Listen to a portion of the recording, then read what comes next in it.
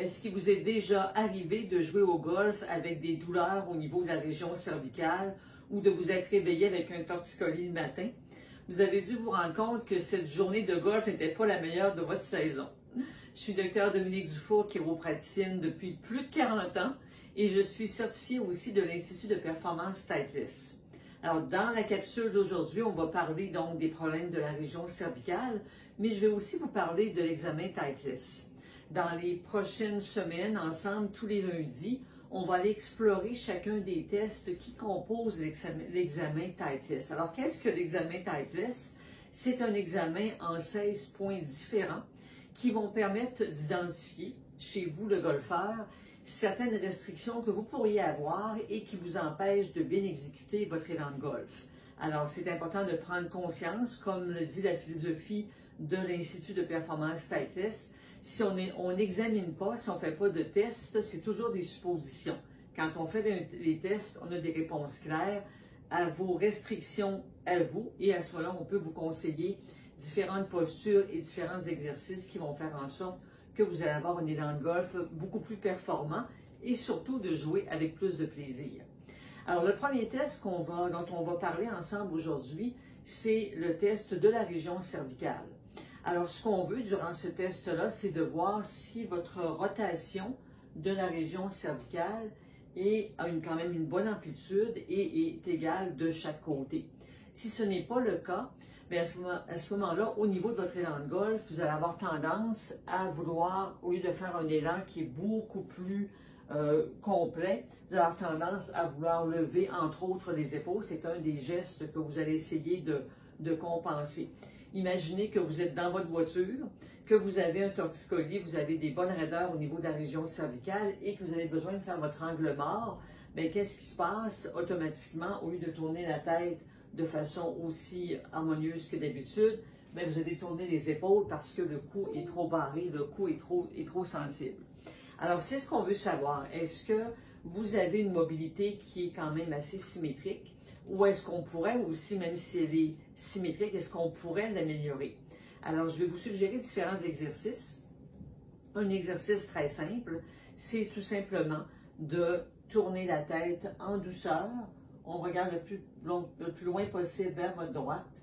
On revient et ensuite, on retourne vers la gauche. On pourrait aussi faire des flexions de côté et aussi amener la tête vers l'avant et tout doucement, amenez aussi la tête vers l'arrière. Quand vous apportez la tête vers l'arrière, imaginez que quelqu'un vous tire par les cheveux pour ne pas écraser la nuque, mais faire en sorte que vous allez dégager les épaules tout en amenant tout doucement la tête vers l'arrière. Donc finalement, les exercices, c'est ce qui était le test au départ, au niveau des rotations. Donc régulièrement dans la journée, allez adopter donc des mouvements de rotation de chaque côté, des mouvements de flexion. On va tenir quelques secondes à la fin du mouvement. Vous devez sentir que ça travaille, qu'il ne devrait pas y avoir de douleur, ça c'est certain, mais on veut aller comme dépasser quand même notre zone de confort, sentir qu'il y a un bon travail qui se fait, mais on n'ira pas jusqu'à la douleur. Qu'est-ce qui fait qu'on va développer ce manque de flexibilité?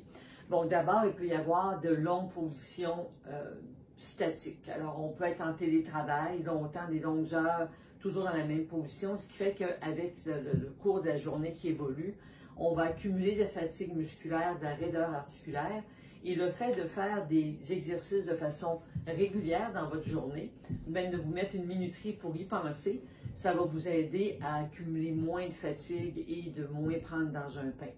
Il peut y avoir aussi de développement d'arthrose. Alors, vous allez dire, ben, écoutez, moi, l'arthrose, c'est une maladie de vieux. Bien, vous seriez surpris parce qu'avec devant tout ce qui est l'évolution des cellulaires, tout ce qui est la miniaturisation de nos outils électroniques, bien, on a de plus en plus la tête penchée, ce qu'on va appeler le coup texto. Et cette pression-là de la tête, plus on va pencher la tête vers l'avant, plus on va aller augmenter la pression ressentie dans les disques et dans les coussins à la base de la nuque. Donc, je vous approche ici de mon écran. Donc, l'évolution de ce qui va se passer lorsqu'on a des vertèbres qui vont user prématurément. Alors ici, on a des vertèbres normales, donc avec un coussin, une bonne épaisseur de disques, de coussins entre vos articulations. Et là, on va avoir un déplacement de la vertèbre, donc la vertèbre qui commence à être raide. Là. Vous avez moins bougé durant la journée, donc graduellement, votre disque va commencer à vouloir s'écraser un peu plus. Et si ça, c'est pas corrigé, bien avec le temps, on va développer de l'usure de plus en plus prononcée. Alors, quand on voit sur les radiographies de l'arthrose, comme on a ici, mais ce n'est pas nécessairement normal à votre âge. On peut avoir une évolution naturelle, on vieillit, donc notre peau vieillit, nos articulations vont vieillir.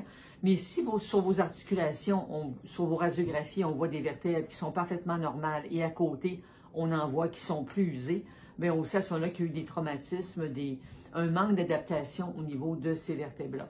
Et comme je vous disais, ce n'est pas une maladie de vieux, quoique plus on est, évidemment, on avance en âge, plus on a de risques de développer de l'arthrose parce qu'on a plus de blessures ou de mauvaises postures accumulées au fil du temps qui vont aller accélérer le processus naturel.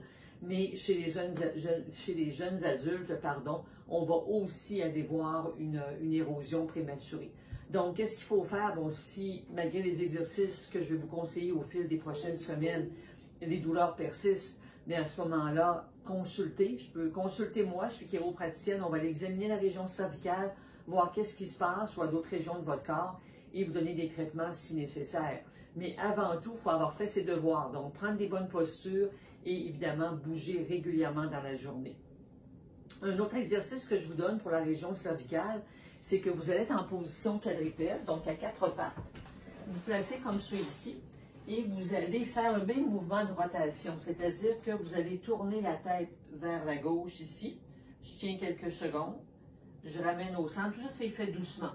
Et j'amène ma tête de l'autre côté et je ramène au centre. Donc on ferait une dizaine de fois vers la droite et vers la gauche. L'avantage de faire en position quadrupède, c'est que quand je le fais debout, quand je vous demande de tourner la tête, c'est sûr que s'il y a certaines raideurs, votre corps va dire, et c'est conscient et inconscient, mais on va avoir tendance à tourner les épaules et pas seulement la tête dans l'exercice. Quand on est en position quadrupède, le fait d'être en position statique sur les bras, quand je tourne la tête, je ne pourrais pas aller à ce moment-là tourner, mais je n'aurais pas tendance à aller tourner les épaules comme ceci. Mes bras, mes épaules sont bien fixes et c'est seulement la tête qui va tourner. Donc, on va aller chercher un peu plus de stabilité dans l'exercice. Mais l'important, c'est de faire l'exercice régulièrement et vous allez développer donc une aisance, plus de mobilité au niveau de la nuque. Et évidemment, pour votre élan de golf, c'est gagnant, moins tendance à compenser dans la rotation. Et avec votre professionnel de golf avec lequel vous prenez vos formations, vos cours, peut-être cet hiver pour garder la main pour repartir la saison 2022 en bonne forme, c'est quelque chose que votre pro de golf pourra vous dire s'il trouve que vous allez, il n'y a pas assez de mobilité au niveau de tout ce qui est la nuque et l'épaule, mais ça là, ce sera un excellent exercice à faire. Alors, on se retrouve la semaine prochaine, on va aller peaufiner ces exercices-là avec aussi d'autres examens. On va aller bien étudier tout l'examen Titleist un après l'autre pour vous donner différents exercices. Évidemment, je ne connais pas votre condition. C'est certain que c'est toujours bon de bouger, mais si vous voulez avoir vraiment quelque chose qui est personnalisé à votre état, mais c'est de faire l'examen de façon complète. Donc, je peux le faire en présentiel. Moi, je suis de la région de Québec. On peut le faire aussi en virtuel. Donc, tous les moyens sont bons, mais l'important, c'est d'arriver à délier votre corps pour avoir une saison de golf performante. Alors, au plaisir de vous retrouver.